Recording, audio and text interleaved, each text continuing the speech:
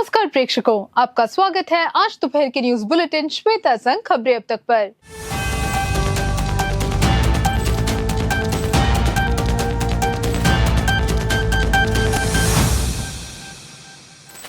नाजिरा की मौत। केरल के कोड़िकोड के मेडिकल कॉलेज में आग लगने के बाद इलाज में देरी से हुई मौत। केरल के कोड़िकोड मेडिकल कॉलेज में आग लगने से 5 लोगों की मौत हुई।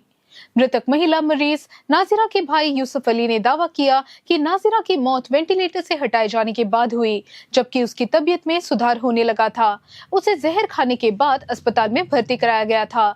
नाजिरा को बंद इमरजेंसी रूम को तोड़कर बाहर निकाला गया। आईसीयू से निकाले जाने के बाद नाजिरा को आधे घंटे तक इलाज दिया गया, लेकिन कोई फायदा नहीं हुआ। मेडिकल कॉलेज ने बताया कि मृतक पहले से ही गंभीर हालत में थे और विधायक टी सिद्दीकी के धुएं के कारण मौत के दावे को खारिज कर दिया। विलियम पोर्ट कमिश्निंग में ओमन चांडी के नाम को नजरअंदाज किए जाने पर सांसद शशि थरूर हुए शर्मिंदा।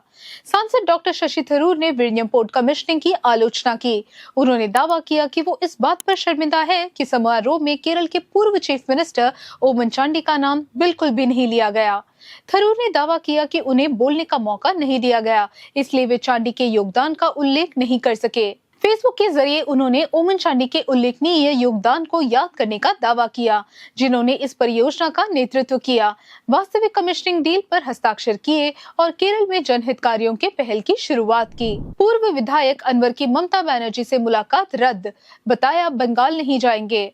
निलंबूर के पूर्व विधायक और तृणमूल कांग्रेस के नेता पीवी अनवर स्वास्थ्य कारणों की वजह से पश्चिम बंगाल की चीफ मिनिस्टर ममता बनर्जी से मुलाकात में शामिल नहीं हुए। बैठक में तृणमूल कांग्रेस के यूडीएफ में शामिल होने, निलंबूर उपचुनाव और संगठन विस्तार के मुद्दे उठाए जाने थे।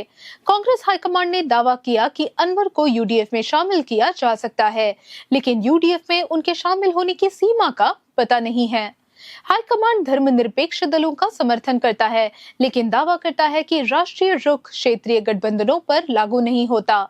अनवर तृणमूल के राष्ट्रीय नेताओं को प्रचार के लिए लाने की कोशिश में है। के सुधाकरन ने बताया, हाईकमान के मुताबिक केपीसीसी नेतृत्व में बदलाव की कोई जरूरत नहीं। कांग्रेस अध्यक्ष मल्लिकार्जुन खड़गे के आवास पर 40 मिनट की बैठक हुई। इसमें लोकसभा के विपक्ष के नेता राहुल गांधी भी शामिल हुए। बैठक में निलंबूर उपचुनाव, आगामी स्थानीय निकाय और विधानसभा चुनाव, कोषाध्यक्ष पद की वैकेंसी समेत अन्य मुद्दों पर चर्चा हुई। केपीसीसी अध्यक्ष सुधाकरन ने दावा किया कि हाईकमान ने अभी तक अध्यक्ष बदलने का संकेत नहीं दिया, लेकिन ऐसी अटकलें हैं कि अगर सुधाकरन की जगह एंटो सनी जोसेफ या किसी और को लिया गया तो उन्हें राष्ट्रीय स्तर का कोई और पद दिया जाएगा।